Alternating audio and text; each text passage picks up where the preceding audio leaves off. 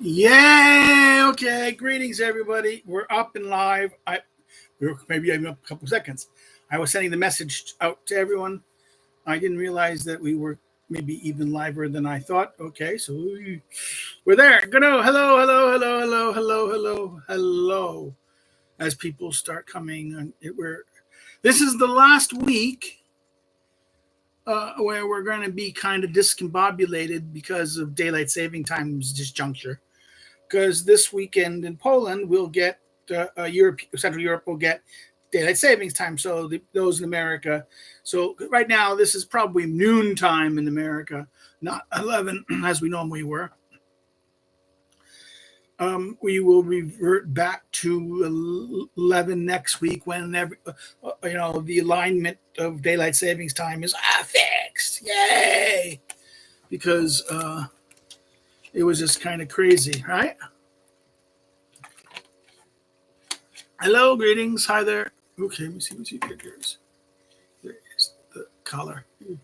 Yay! So, it's been a crazy week. Next week, there's not going to be a live stream because I'll be in America, and I might maybe make not a live stream. We'll see how I feel. I'll do it. I'll either do it today or Sunday. Today, tomorrow, that or Sunday. Tomorrow, probably Saturday, Friday. Today's Friday. So, hello there, everybody. News. Okay, my work week. School's tiring. I got next week's school, but I go to America. I'm going to be going to America. Hurrah for a conference in Chicago. So I'll be in Chicago. Those of you who are in the Chicago area, I'll be at the Palmer House from the 2nd to the 2nd, April 2nd to the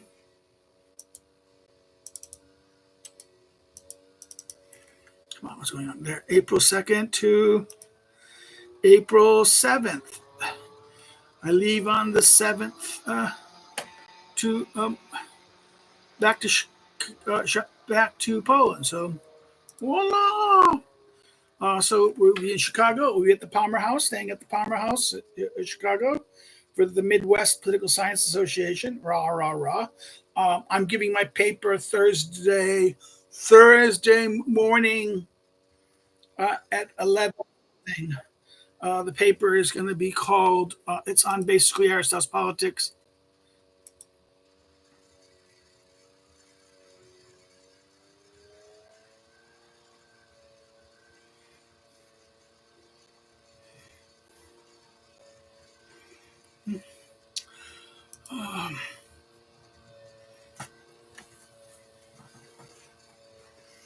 So we'll just have to make some notes on what happened. At Norwich, I've been busy designing the international law course for with my colleague who's at Bennington College. We're redesigning the course totally. So I'm kind of just a little bit discombobulated from this. We'll get it done this weekend, hopefully. I might have to do some work tomorrow on it. We'll see. I have to prepare the, and also tomorrow I need to set up starting after Easter, the reading group I belong to in the online reading group. We're going to be doing Maimonides is the guide for the perplexed, because there's been, some want of guide, and we'll do it. We got a schedule. We'll start doing it, 15-week schedule. So voila. That's that. That's the cookie man. That's been the week. Week's been crazy. I just put the questions for my federalism, state and local government course in the Warszawa University.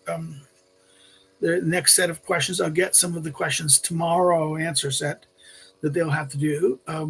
So I give them a question and they have to do the reading from it and have to make up, post them. So it's not little essays. It's more kind of like reading us, take home, asking if they're reading the assignments and reading the material. And a lot of them are not. So it's clear that they're not in the habit of doing their homework. Oh, the news. Okay. What about my writing? I've been screwed working. I finished my paper.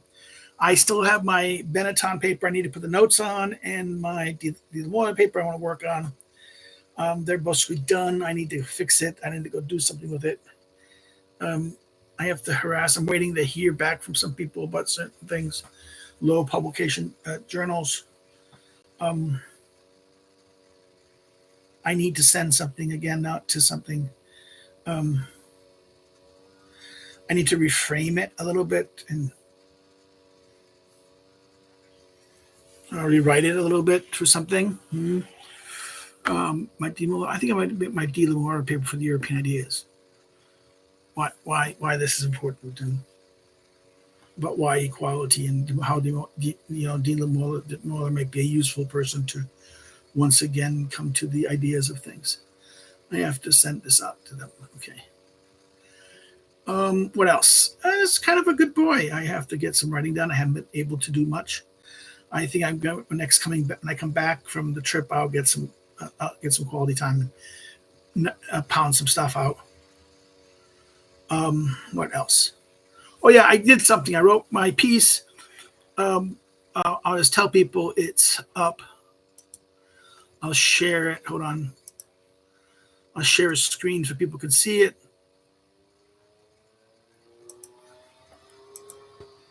Voila!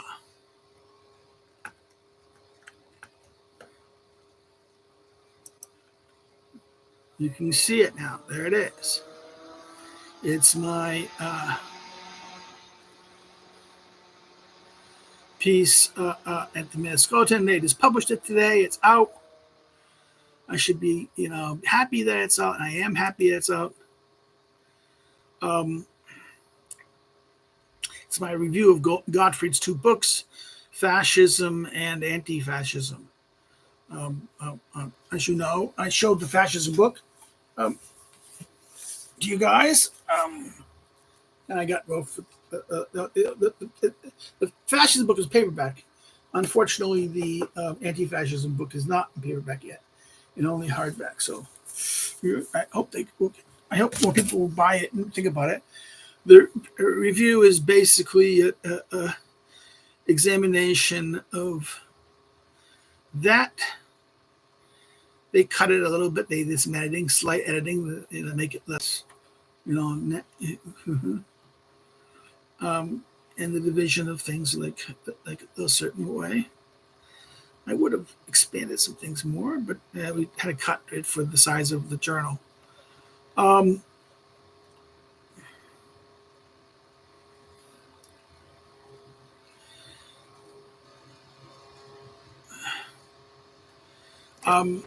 I think it's a very good summary of what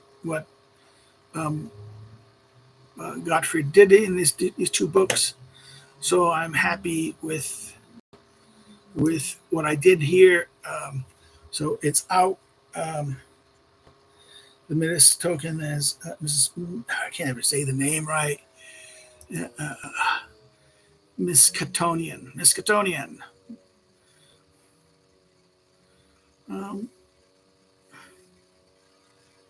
Catan the Good. So, what is it?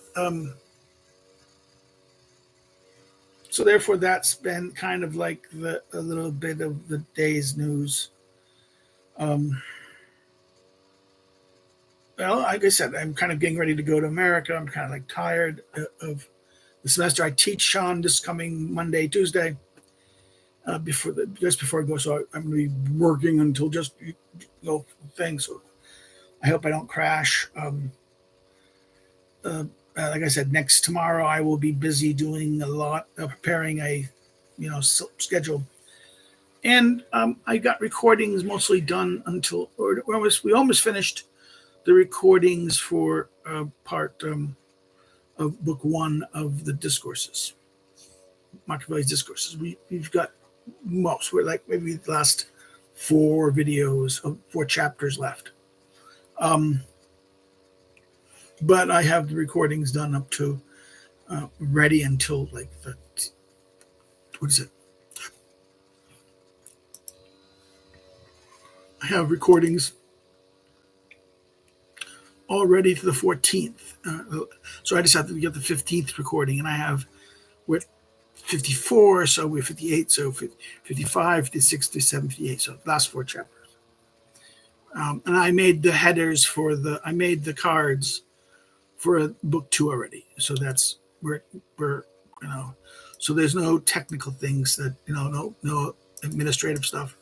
Everything is ready for the next 33 chapters from book 2 when we'll make progress.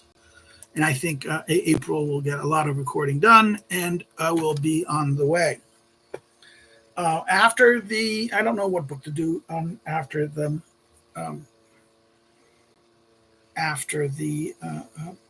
what we finish after the discourses. What should I do? I don't want to do anything.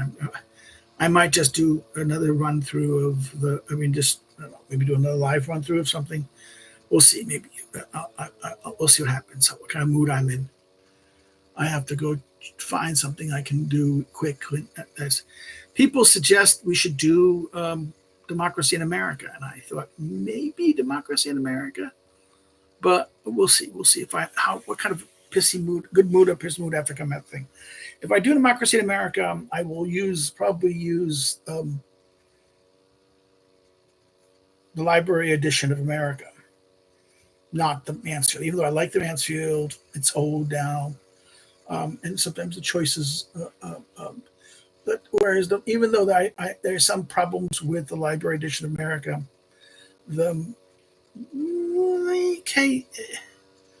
it's a pretty good edition. There's 2 versions. There's the 1 volume and there's the paperback 2 volume. I prefer, for the purpose of what I do, I think I do the one volume. I think people should. It'd be worth doing. I think I do Democracy in America. We'll just do it. It will be. The problem is doing it by chapter might be difficult because the chapters are not even. Might be a little longish, so we'll see. Cross fingers, everyone. I think it might be a fun thing to do, Democracy in America. We'll see. Some people say, "Why don't you do the Federalist Papers?" Okay, yeah. The big news is by April 1st. I hope to be announcing or releasing the complete chapter by chapter Aristotle politics outline. The thing I was going to make a book from that I really couldn't produce as an ebook. I will probably now maybe publish it as a book, as a hard book. We'll see what happens, but I will get the ebook ready. The ebook is not an ebook. It's going to be a free online access thing. Each page will be that, and there'll be a video link to the YouTube chapter in question from the politics. It'll be an outline of the chapter, analytical outline of the Aristotle's politics chapter, and then there will be a link or embedding of the video where we go read through it. So this is going to be it's going to be done at a website. It's something like a WordPress, something like that. It's all of the chapters, all 8 books, all the chapter by chapter. It's going to be I had someone working on it. I have made the notes already. I've had them. I didn't know what I was going to do with them. I wanted to make a website. I basically a colleague of someone who teaches English who does these kind of things. I volunteered, and we'll see how it works. I like so far what I've seen from him. The website looks interesting. It looks nice. We'll see what happens. April 1st is the deadline that it will do. will make an announcement if there is. I think it will be a very good, useful tool for students learning, and it also will drive some videos, people to watch the video series. I think the videos themselves are a very useful thing to people studying the politics. What else? Okay, so therefore I'm happy about the missed token. I will talk about things like this. Now, I want to go to letters. Last week, people were kind of happy with I've had some comments about, and also some things privately done and things like this about the what I did last week about what I did about Corlitz's question about nationalism. Lee Greenwood, Green. I can never do her name right.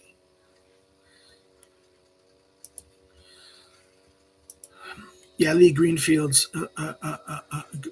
book. He goes, Corlitz said, "Thank you for the discussion of nationalism in Greenwood." But last week, I found the part about Roman influence of the process in Western civilization interesting. Did you get a chance to look at the Wood book? And by the Wood book, he means this. It came. It's about Pierre Manette. I've had a book, but me reading, I have not had time to sit and read it. I've just kind of quickly glanced at it, and it looks good. I think it's a dissertation. It's a dissertation that's been turned to a book. I think it's going to be very interesting. I just need time. I just need a good weekend, not being bothered by people or preparing or worrying about things. One of the things I did this I have a quiz coming. I have to grade a quiz for my introduction to government politics, of course, for my BA students. I have another quiz coming on founders for that same group. I had to redo the quizzes. I had some problems with the structure of things, so I had to go through things, and we'll see. I'm going to have some fun. The new quizzes are kind of interesting in that sense. I have to go kill some stuff. Oh no. I have to go kill some stuff. That's always kind of a problem, isn't it? What else? So back to Corlitz's point. Corlitz asked me about the wood part. And I go, no, I have read wood. I'll go read it when I get a chance. But I'm glad people found some things. And in fact, I'm about the national section. I noticed Mr. Greenglass.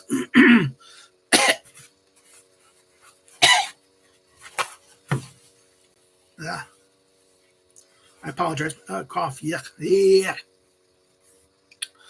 Mr. Greenglass clipped some sections about when I talked about nationalism and things like this, and I saw some clips on this, so I'm glad to be of use. Another post by Corlitz on the question last week's stream.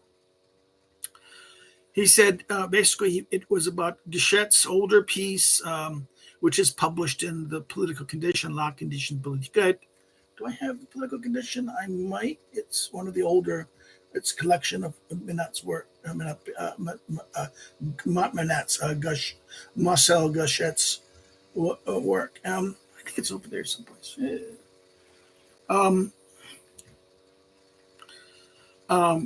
His book, The Totalitarian Experience in Political Thought, which is it's reprinted in the Commission. Yes, it's a very interesting art because he's writing it in I think the 80s, and it's about the question of so what to do about the Soviets, and we have to remember. I think it's in this. You have to remember Guichet and Lefort are part of what we call this. In the 1980s. Okay, what about the new? It's called the new right, not the right. That's the wrong term. It's not new right. It was kind of there was some basically it is what happened in 1970s in France among people who were basically left, who kind of got disenchanted with the left because of what happened. And one thing, the revelation of the Soviet Gulag system by the publication of Solzhenitsyn's Gulag Archipelago in France, really had, the publication of the Gulag really had a massive impact. I mean, even though, let's say, 68 and what happened in the Prague Spring, I had some disillusionment in the European left. You had even the earlier disillusion, let's say the fight between Camus in the 50s, between Camus and Sartre and gang.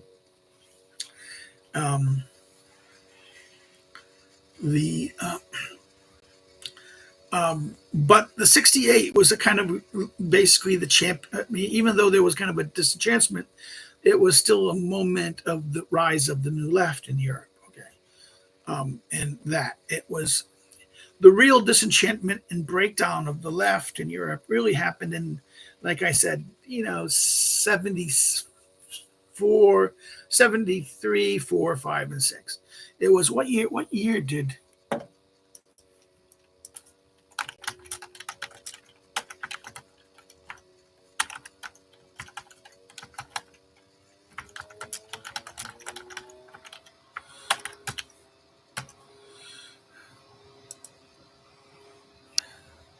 Yeah, 1970. Solzhenitsyn got the Nobel 70. He gave his speech. He kind of came out. He basically immigrated and then fled to America and Vermont. It was then the publication while in exile. The publication of the Gulag from just in Russia, done as a Smitsnot publication, Smitsnot's publications, to something now produced in the West. And the Russians were, the KGB were actively acting against them and hunting people down, and cooperating them, and try to really just delegitimize him. And the war against Solzhenitsyn, which was his book on Secret Allies, which are a very good book. Solzhenitsyn, basically the publication in French of Solzhenitsyn's Gulag Archipelago, along with the revelations of what happened in Cambodia after the Khmer Rouge, really led to a complete breakdown on the left and the rise of the new liberals in France. And who are the new liberals? We can, technically, we can even say people like Lefort, and even Minot are seen as part of that. Aron is basically Aron's, but Aron dies in. You have to remember that Raymond Aron dies in 68. If I'm correct, is it?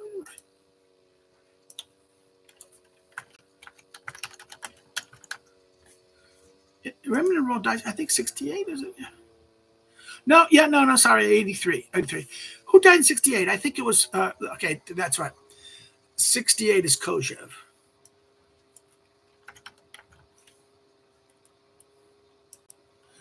Alexander Kojev dies in 68. It is,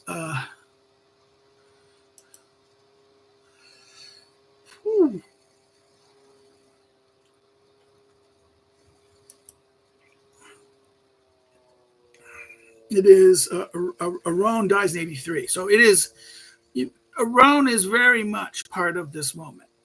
Aron finally defeats, has the chance to lead a kind of revolution. And who are the liberals that really come out of this thing? Dominic Schnapper, Dominic Schnapper, Pierre Minot. Who else? Some voices. Oh,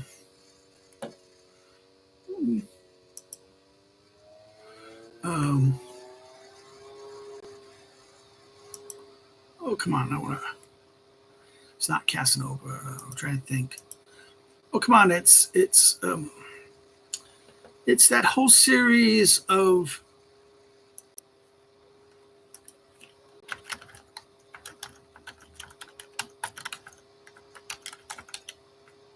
1980s.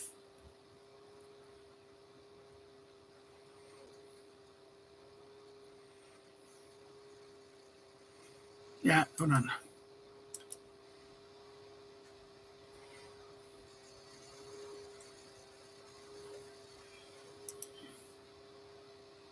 Yeah, they say the new right. They call it the new right, the Nouvelle de Right, the new right. Um, um, that's the new right. I think that is really.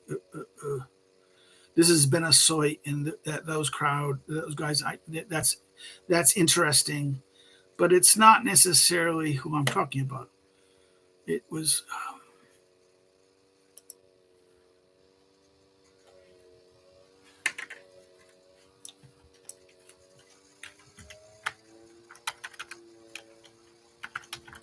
Following around.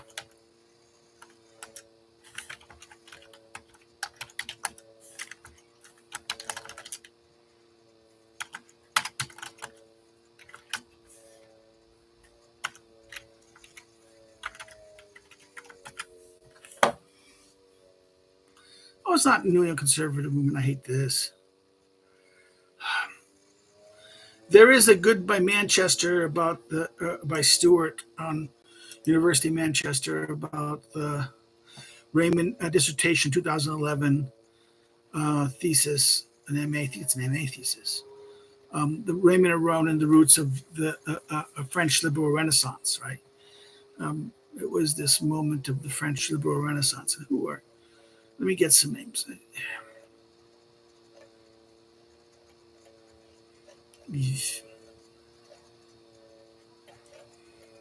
I don't want to get the names wrong.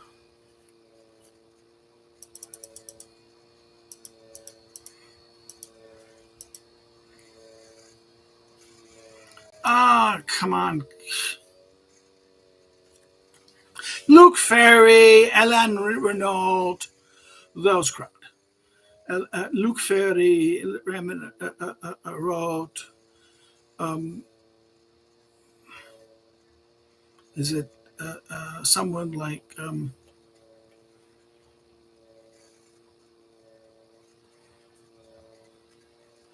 who else? Luc Ferry, wrote Ferry. Alain Renault, Ferry. Who else? It's made famous in that famous Princeton University, the new French. What is it?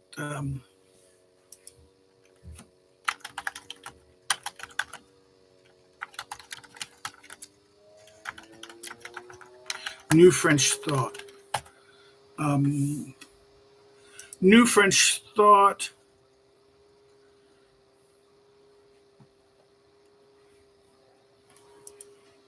I'll show you the screen. Hold on. I'm sorry about this. No, not that. I'll just quickly show you the screen. The Thought series. This was the key book. It was by Mark Lilla, edited. It was a fantastic. I want to have the chapters. It's considered a master. It is a very good book. I wish I could get access to the things.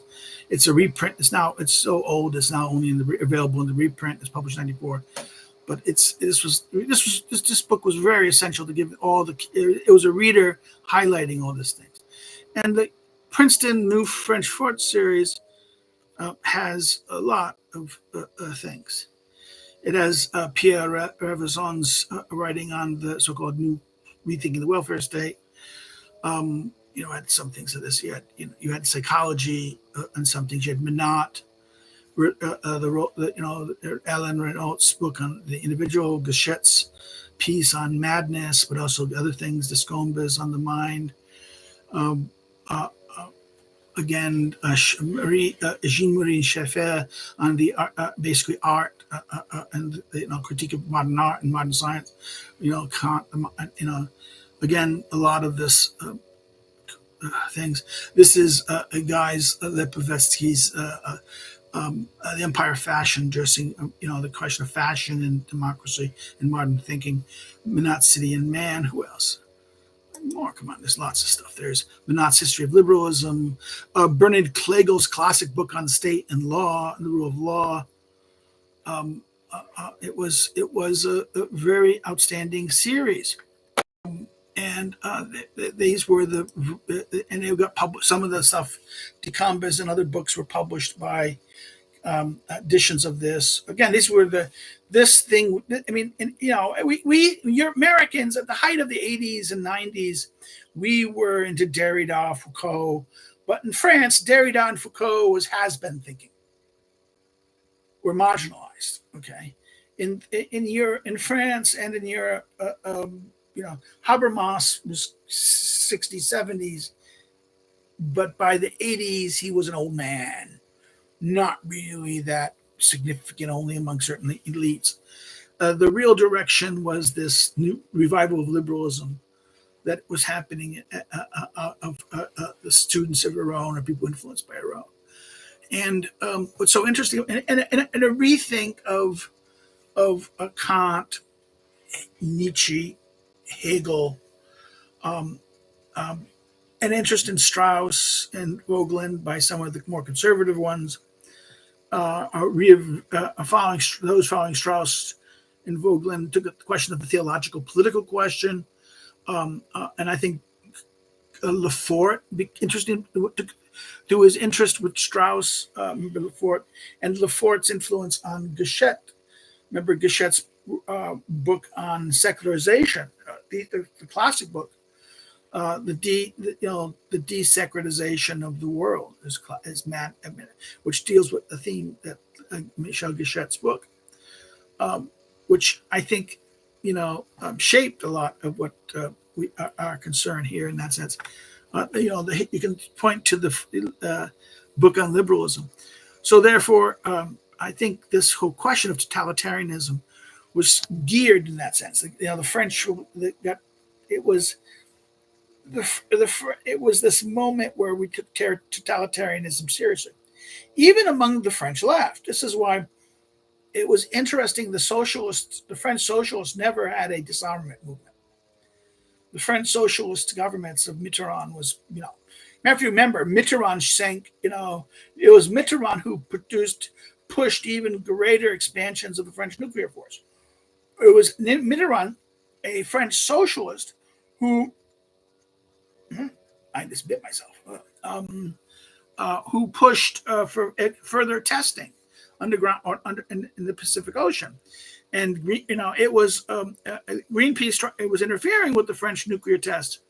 And what the French did was it sent their Secret Service to blow up Rainbow Warrior in New Zealand. Socialists, okay? It was Mitterrand who welcomed Cruz, who did not oppose did not support the anti-protest movement opposing the deployment of Cruz and Pershing II into Europe, a deployment of that to respond to Russian intermediate nuclear forces, which then led the Soviets to eventually agree to a nuclear forces agreement that lasted, in the very late 80s, and only was done in by its when did it collapse?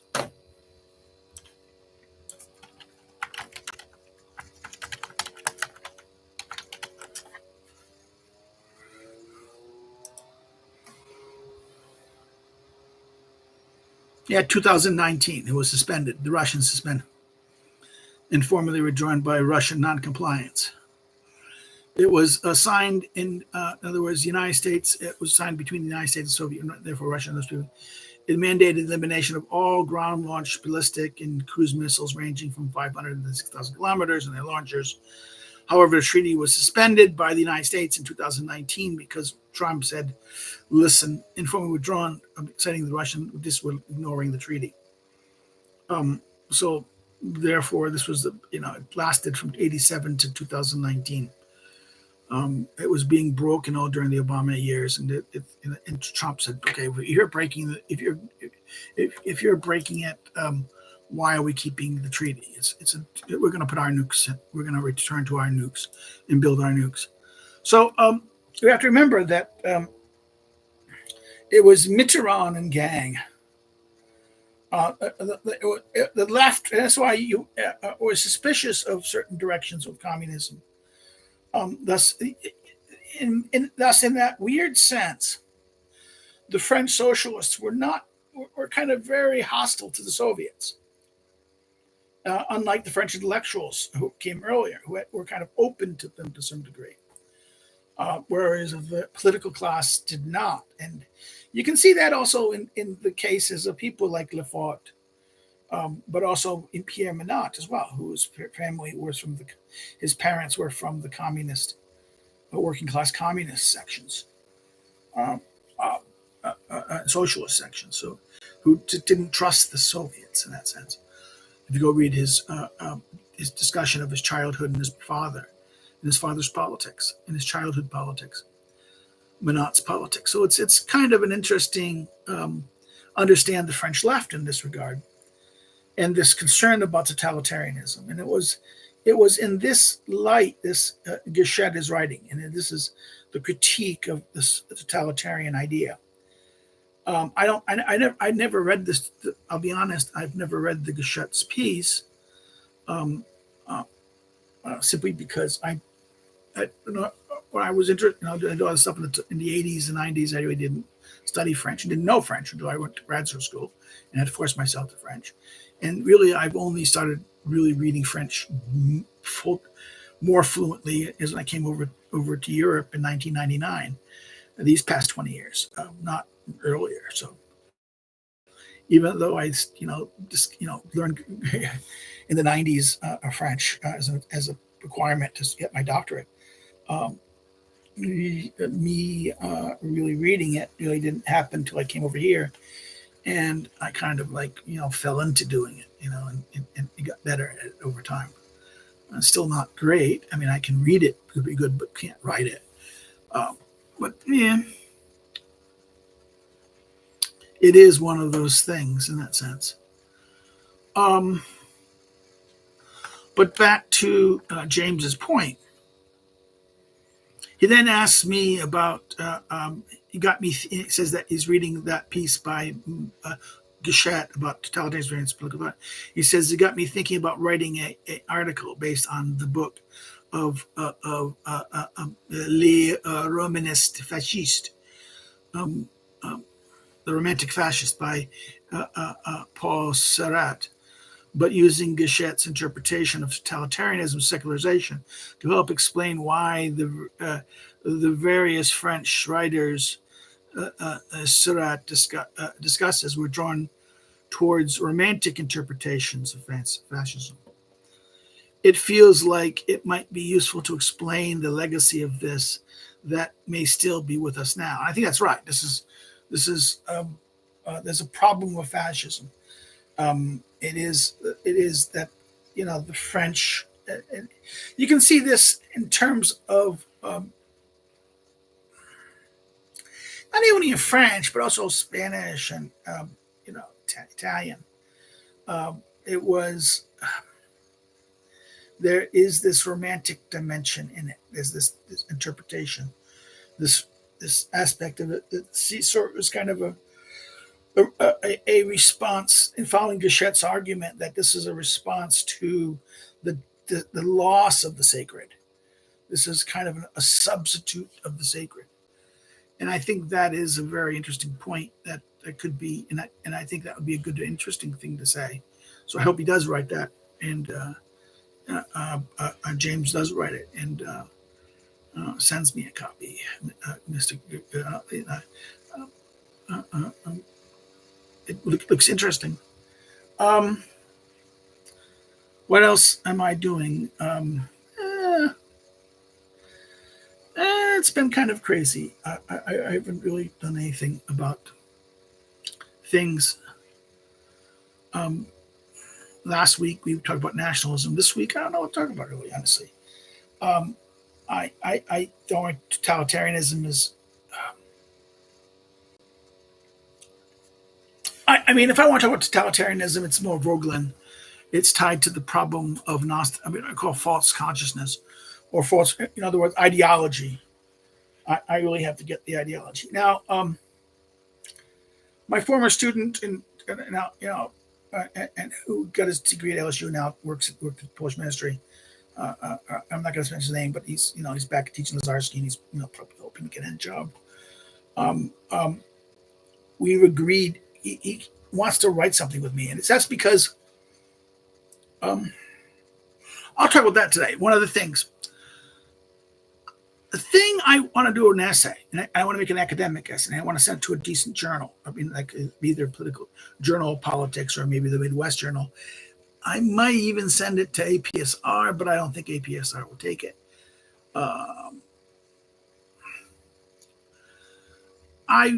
If somebody on this chat knows something about these kind of AI, we call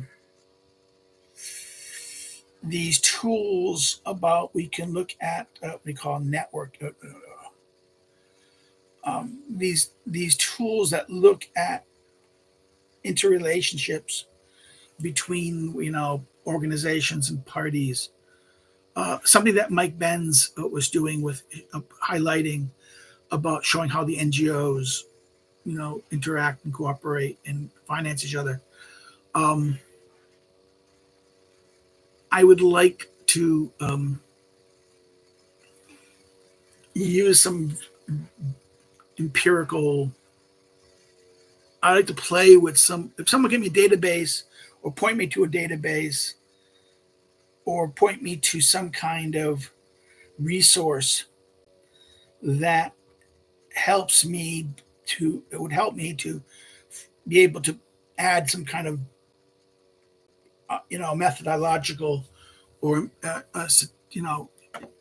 dynamic to explain the dynamic of how this works, because I basically want to look at the USAID scandal, particularly of the funding of NGOs and civil society groups and things like this.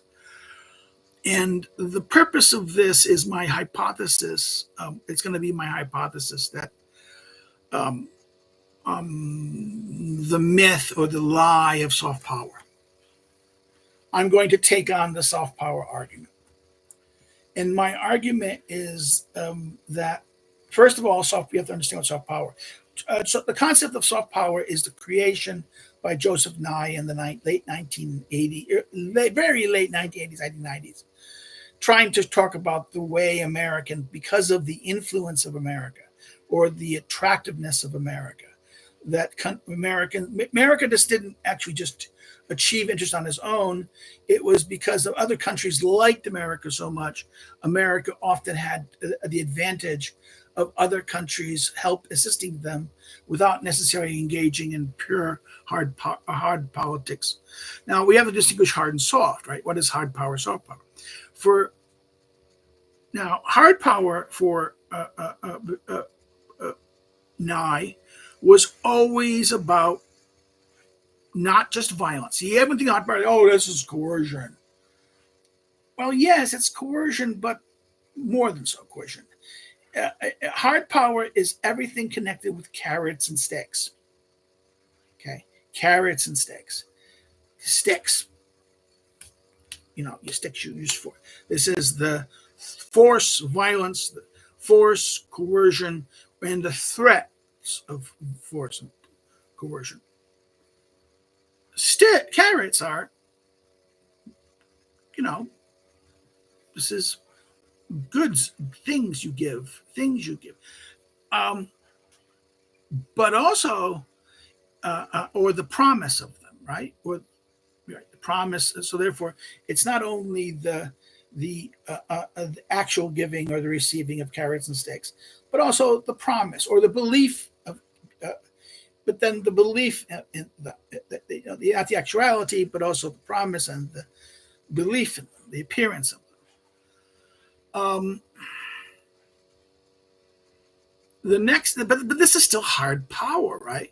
And trade. What is trade? See, the argument is, oh, trade is soft power. No, you've misunderstood. Anyone who argues that trade and these things and economic activities, and that's why you have all these people talking about the greatness of Chinese soft power because of all these companies like Highway and things.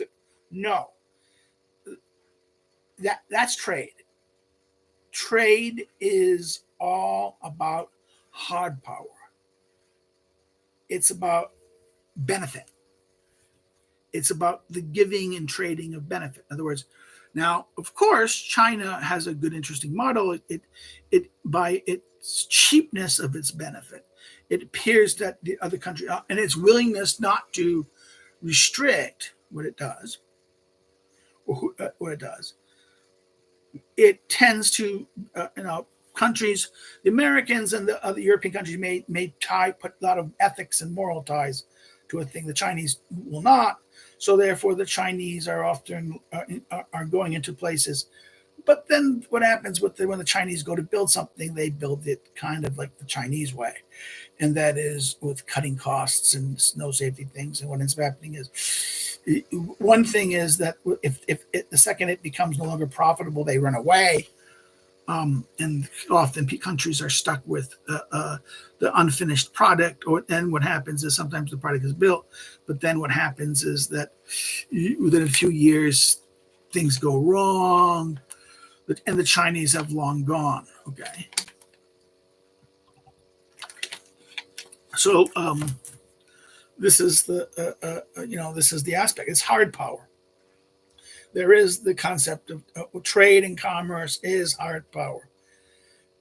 Economics and international relationships and the interconnectivity of those relationships, that is our hard power.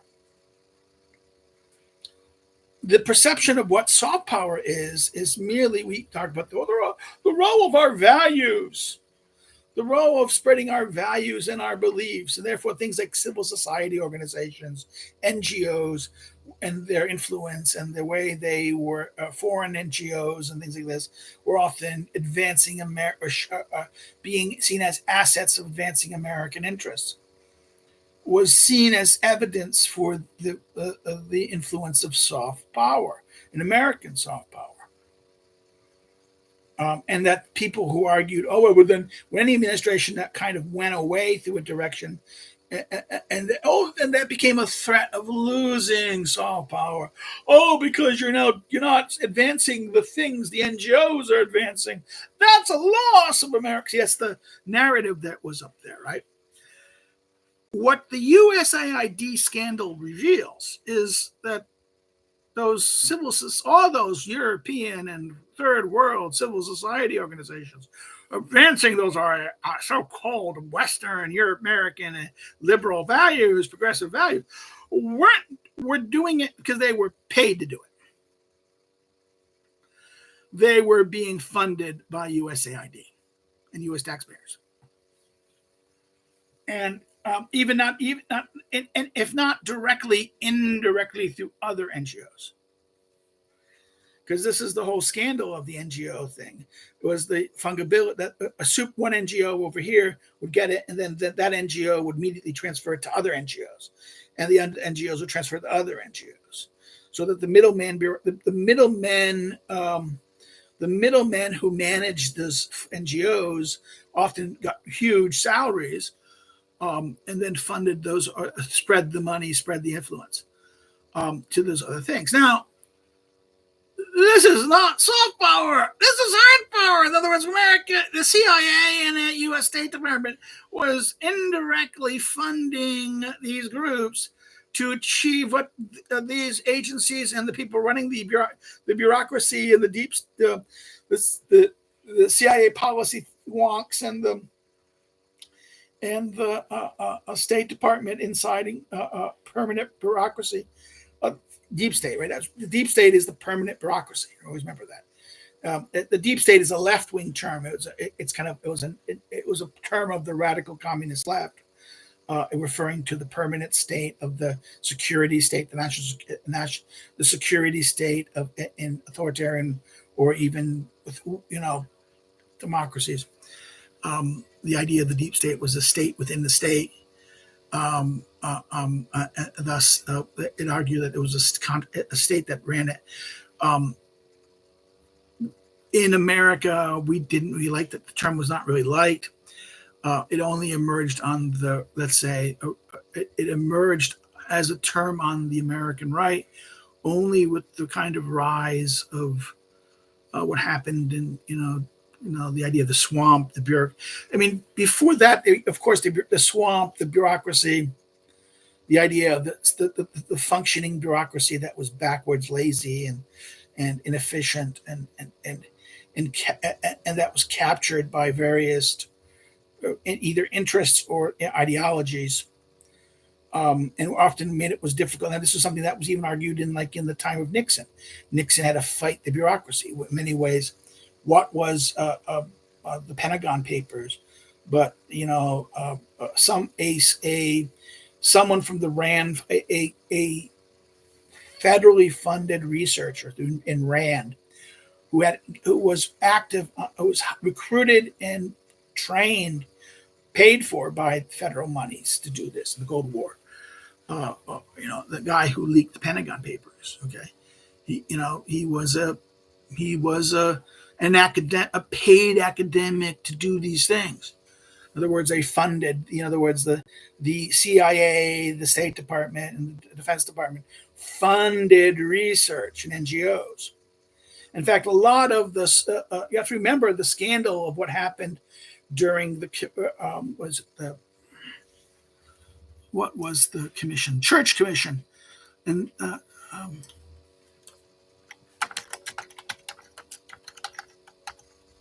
Church Committee. The Church Committee, 1975. It was a Senate Select Intelligence Committee that invested the agency of the FBI, National Security, Federal Investigation, and including the Internal Revenue Service, right? The famous Church Committee in its report revealed the abuses by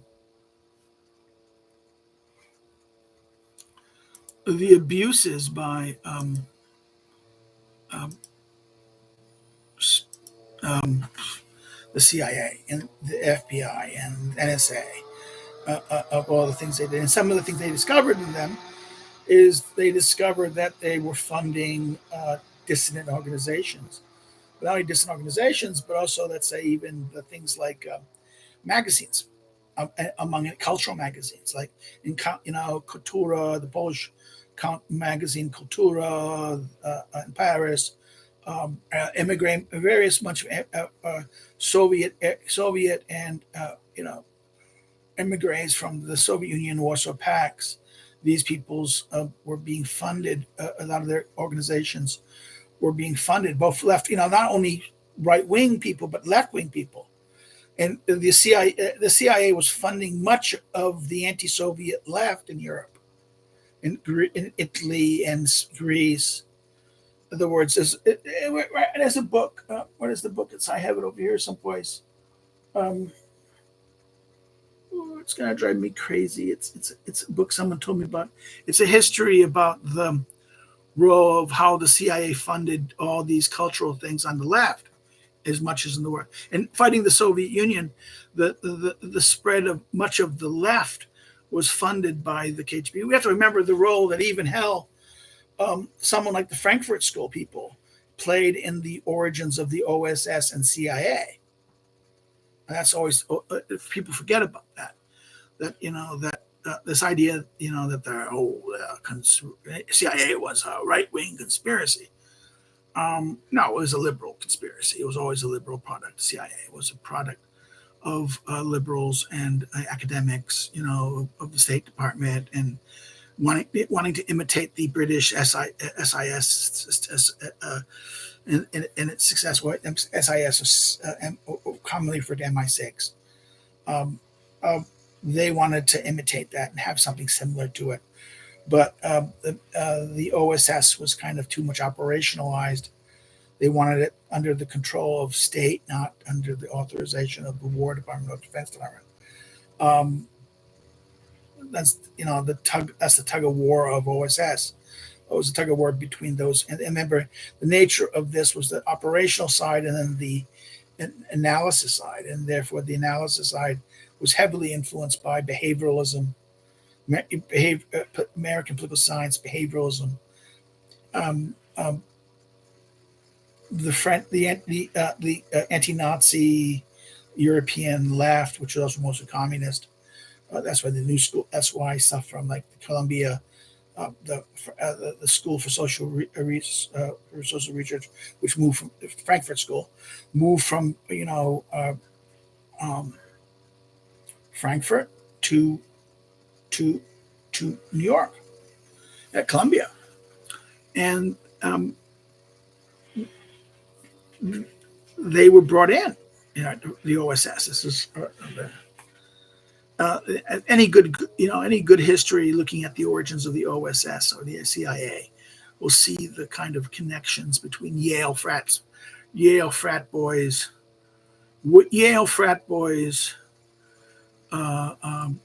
State Department specialists, War Department uh, uh, uh, uh, uh, factions within the different War Department and Naval Department. Remember the fight between the War and Navy Office of Intelligence. It was a contest. They were separate. In other words, the Navy and the Army were not under the same department. They were the Navy Department and the War Department were both separate cabinet level officers, and that and Navy was not under the War Cabinet. It was independent. Under the War Secretary of War. It was only after World War II in 1947 the Defense Authorization, the Defense, we call it the National Security Act, of 1947, which restructured, it changed, it basically decommissioned the Department of War, created the Department of Defense. This is why Department of Defense, Secretary of Defense, is not high on the list of who succeeds the president. In fact, he's technically under the Secretary of Defense is under the Interior Department. In other words, where you stand, who gets to be next after the Speaker of the House and pro tem. The vice president, the line of succession is if someone dies, vice president, no vice president, Speaker of the House, no Speaker of the House, President pro tem of the Senate. After that, the cabinet officers by the year of the agency's inception. If the War Department was kept, the War Department would have been up there with the State Department. Now, the Office of Interior, Department of Interior outdates the Defense Department. Okay, so this is the succession of this.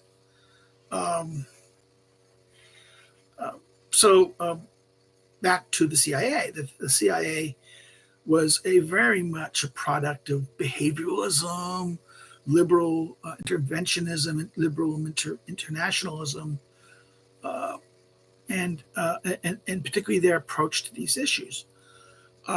Thus, they had a more liberal, progressive perspective and pushed that politically in that sense. You can see that in that certain way.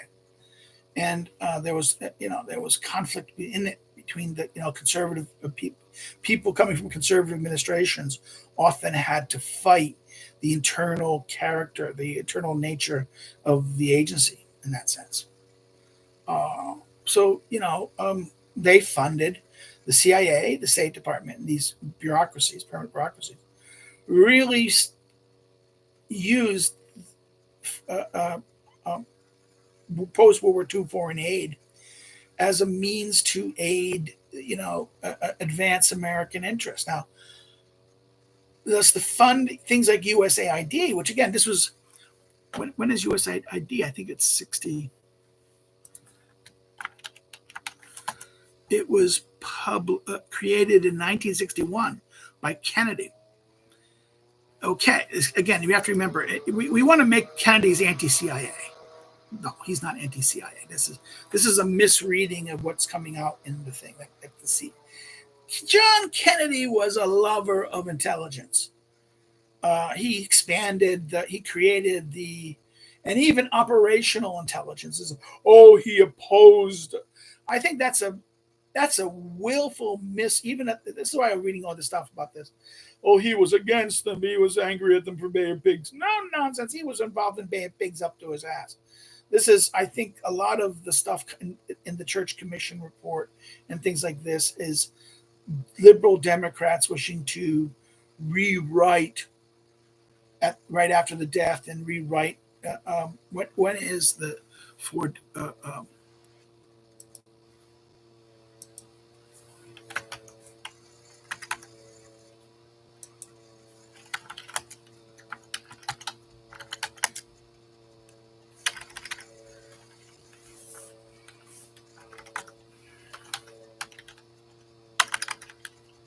Warren Commission.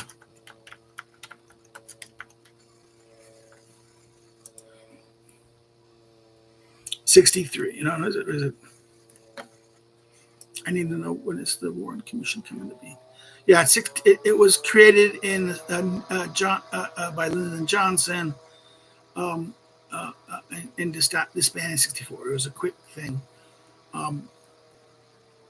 Didn't know about it was a commission established by the thing to combat speculation conspiracy. They thought the commission FBI investigation should be made public. The commission was basically a 7-man commission.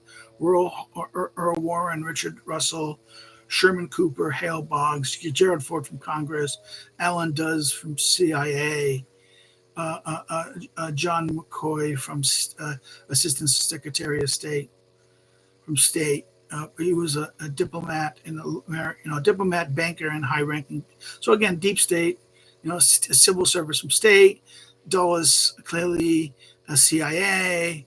Ford was a congressman, so that comes from legislature. Boggs, I think, Senate. He was another congressman. So if Ford was a Republican from Congress, Dog was a Democrat from Louisiana.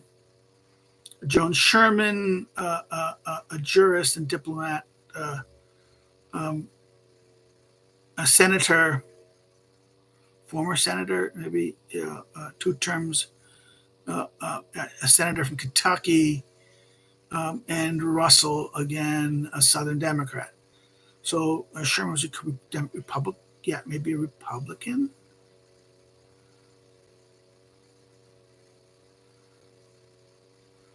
Three non-consecutive partial terms in the Senate before being elected to 2 terms, 60-62, representing Kansas.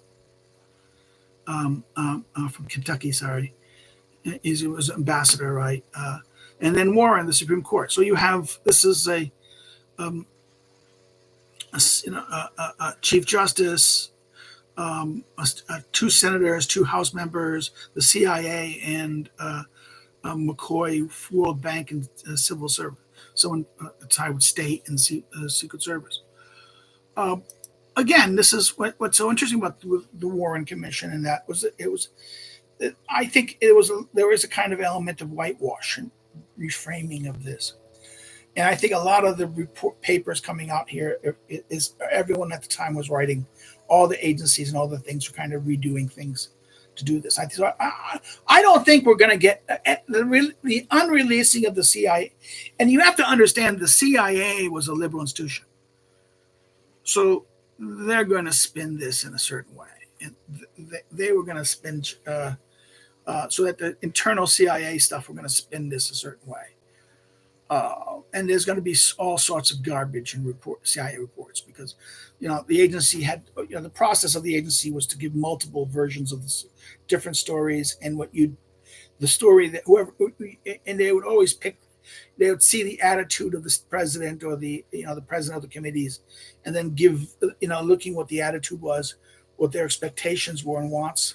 They would give them what they wanted to hear, or what, and if they didn't want them, if the issue was something that they did not want to do, they give something to them that the other side knew would scare the other side. So CIA always did those kind of things. And, and therefore, having their unredacted documents are going to actually increase the level of conspiracy, not decrease the level of conspiracy. The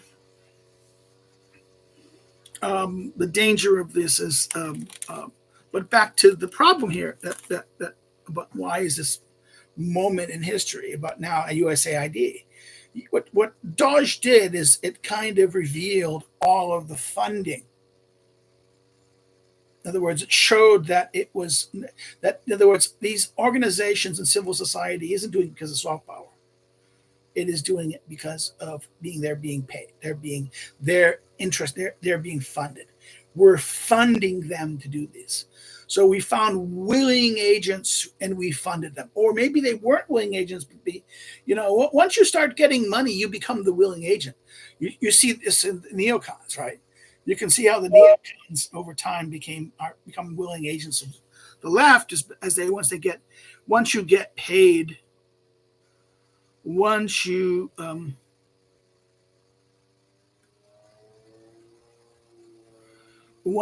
get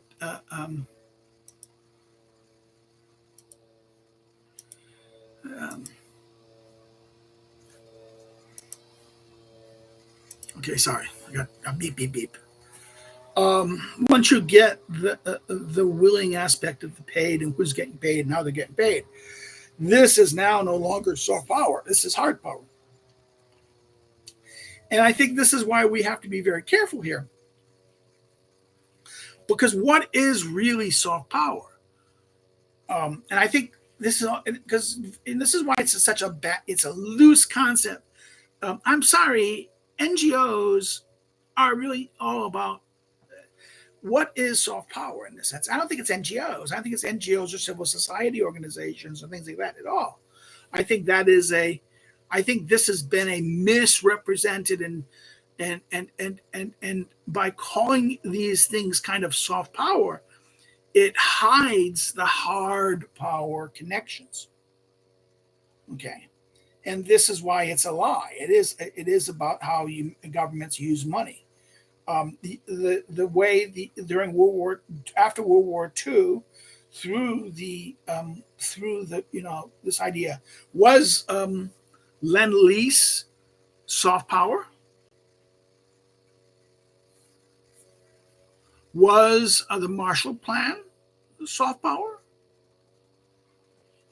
I mean, go look at the whole Vietnam. We have to remember this is what some aspects of the Church Commission did was the church. I think in many ways, I think Dodge is kind of a new version of the Church Commission.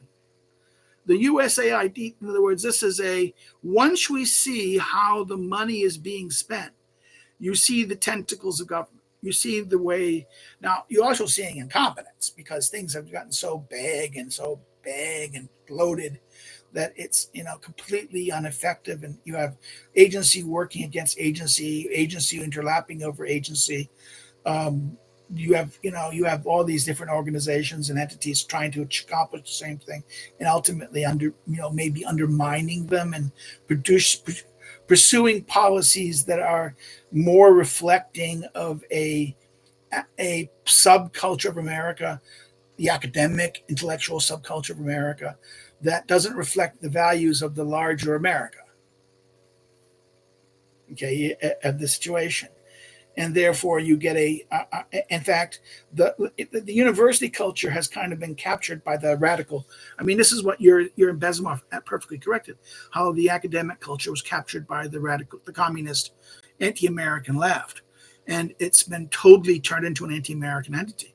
So that the fact that these bodies now shape the mindset of the people who are selected to be the permanent bureaucracy. Whoa. You see, that's the disconnect. This is why there's a disconnect between what the electorate wants and to go versus what the permanent civil service believes. And that even though it's and being bloated, being things, it can be a blocking agent. It's not going to be very good at advancing a policy. But that's why you had to do it from outside. You needed to create pseudo artificial outside influences that push pressure on the legislature, because you couldn't just rely on the administrative entities to do things. They could do some things. They could expand a control and command and control. So administrations can do certain things when the legislature, if the legislature is not willing to do it, you can do by executive administrative decree. And the problem with the legislature is that it's too disorganized as a committee government. It can be blocked, it can be frustrated very easily, and therefore in other words, it's government by group, it's management by group, even though they may be key actors.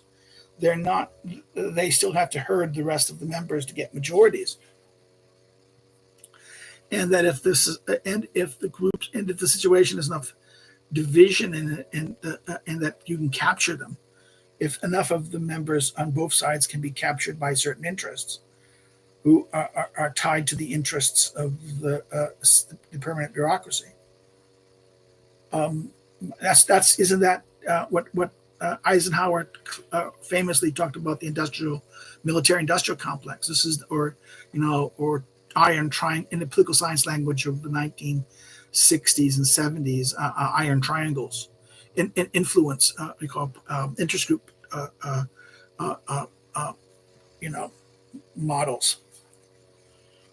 These are the connections of the iron triangles and the military industrial complex, and these things are the permanent interconnection that shapes the connection between corporations or the interests on the situations, and that the congressman and then the bureaucracy, right? And this network influence gets a situation that it imposes their interest on the situation. So Congress never really will advance policies that hurt either the bureaucracy, because the bureaucracy can say, hey, to the interest groups, go put pressure on them. So the interest groups are basically not only businesses, they're workers, they're the people. The interest can also be all the members of supporters of an interest. So there can be voters, in other words. So therefore, all of a sudden, the voters get this mass mailing to congressmen saying, well, and remember that these are the people who end up being voters for them, and they contribute, the interest groups contribute money to the campaigns. So therefore, they contribute not only money, they contribute workers, and they contribute support, and that there's an overlap between the interests and the voters. So therefore, fundamentally, this is what happens in a sense. So therefore, the politician is hearing all this. It's not organic complaining, organic lobbying, but rather it's coordinated by the interest groups and the administrative entities to protect and likewise, and remember the going into bed of each other, the members of the senior members of the long-term bureaucracy as they move up the food chain, and the political party members who go from political party to the administrative post, and then after they leave, they're placed in the interest groups to work, or think tanks run by or subsidized by the. Remember, not only now NGOs who are mostly funded publicly from taxpayers' money, where they host the other parties' locations. Therefore, they are this is the dynamic of the model, and therefore this is what Doges is revealing, not only the hollowness of so-called soft power, but also the hollowness of in other words, the administrative state. The nature of the administrative state is being unveiled to a great degree, and the fundamental anti-constitutional character of it has been revealed. Well, that's all today. I'm over my hour thing. I don't want to go these too long. Thank you guys for being here. You like it? We have had 3 people like it so far, so I hope people will like it on other things. Starting I'm going to make the video. I don't know what I'm going to do for my next week video, because it's not going to be me live. It's going to be in Chicago, and at 10 in the morning, I probably won't be in I don't know. Maybe I will do it. Maybe I'll just do a live chat, live thing, using my tablet and going live on my tablet and saying, "Hey, hi there, right? Let's go sing it." This is I might do that. Well, we'll see. We'll see how I feel. I might not have anything. I just might release my normal video, and maybe not do it. It all depends. I might do something. We'll see. We'll see what happens. Okay, that's it. So, guys, like the video, like it, hit the like button, share it if you. I don't know if you can share it. Get people to come subscribe. If you want to check me out in social media links below. If you want to know about me as an academic, the academic social media links are below that. If you want to support me, you can do so through Patreon or Subscribestar, or by buying one of my books listed below through either your local bookstore, Amazon, Barnes & Noble, or whatever online distributor, meanwhile, or by the publishers directly. Well, that's it. I hope to see you guys. Have a great weekend, and take care. Bye-bye.